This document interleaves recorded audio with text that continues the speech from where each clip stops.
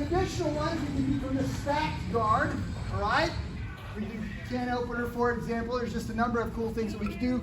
But the bottom line is, if they stack you up, they stand up on you. You may have to do something different. But these are the 4 ones that I use regularly. They work well, okay? Ton of them on the wall, by the way. We got a ton of this information. You can go and look at that. And if you're looking for a new guard break, something that'll help you out, we can help you. All right. We're going to talk about working from the guard today. So I wanted to kind of warm up with those. And let's kind of understand that there's 3 basic ways that this person's going to affect you when they're in the top. I've got him, I've got control of his body, and I've got control of his hands.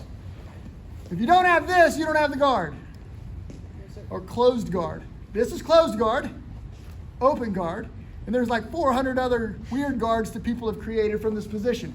But bottom line is this is where I want you to start. If he doesn't have uniform on, hold on to the hands in some way. All right? Now, he's either going to stay in the posture position or he might stand. If he pops up and he stacks, I have to do something a little different. Go ahead and go back down. The next thing he might do, or I might pull him into, if I set a hand and I start pulling, he might put his head down close to my body and put his hands on my biceps and push my biceps away, right? So this is a common thing. So I end up kind of, well, what am I going to do? I could work a choke. I should start looking for an arm. The arm lock is best when he's slightly up, so chokes are better from here. Does that make sense? All right. So we're going to kind of start there. And then the last one is in the event that I do pull him and he starts pushing me forward, right? He grabs on the biceps, pushes biceps forward, right? I can now let go of the body and I can start working an open guard, spider guard, X guard, rubber guard. There's a ton of different things. It gets to be kind of sport feeling, right? It's not as much basic kind of jiu-jitsu that is universal. It's specific, it's situational, but it's still pretty good to know. I'll show you some of those things. The first thing I want you guys to do, get control, all right? If you got the sleeves, grab the sleeves. I want you to make 3 attacks, right? Number 1, armbar, right? Number 2, Kimura lock, okay? And number 3, triangle choke. Those are the 3 most winning submissions. When I say winning in competition, but also in self-defense, the 3 most winning submissions, gi or no gi, that you can work. Everybody saying with me. Armbar. Armbar. Kimura lock. Kimura lock. Triangle choke. Triangle choke. Very, very successful attacks. Give those 3 a try. Get a new partner. We're going to change every time. Go. Armbar from the guard. Raise your hand. Having a little bit of trouble? All right, let's hit it. Let's do this one. Get close. All right. Make sure you get close, especially if you're not really sure. These are the common mistakes. Number 1, we fail to control him. Can't armbar much of anything if you're not at least controlling one arm. I'm going to start with both hands here.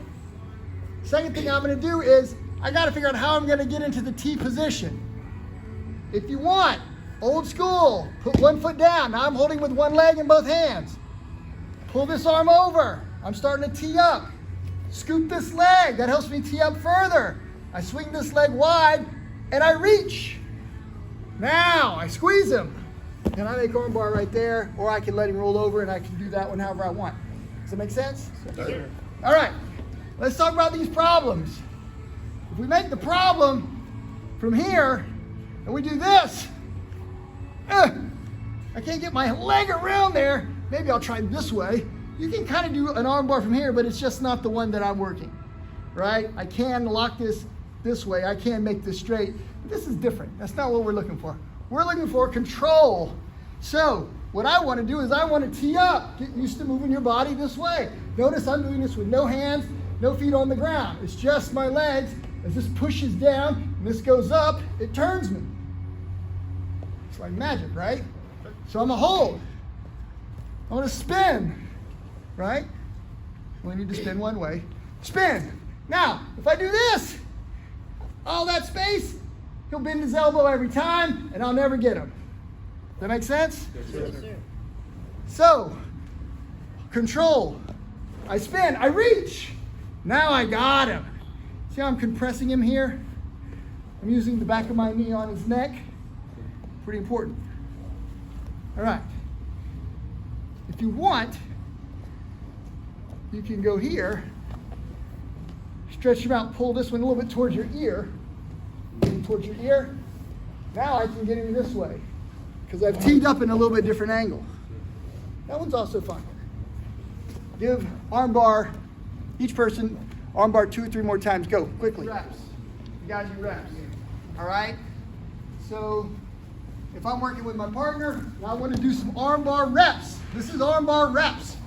All right? I grab him. He's there like that heavy bag. I'm going to punch the heavy bag. He's not there to fiddle with me. He's there to let me train. I'm just going to rep it out.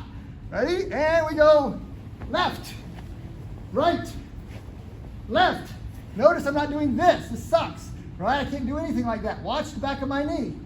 I stretch. I stretch. Right? I stretch. I capture the head. And you rep that out.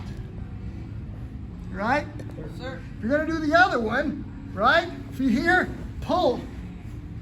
Suck him up. Right? If you're here, pull. Right? Suck him back up. Push him away. Get the head. Move him back to guard. Can we do the reps on those? Yes, sir. Let's talk about the Kimura lock.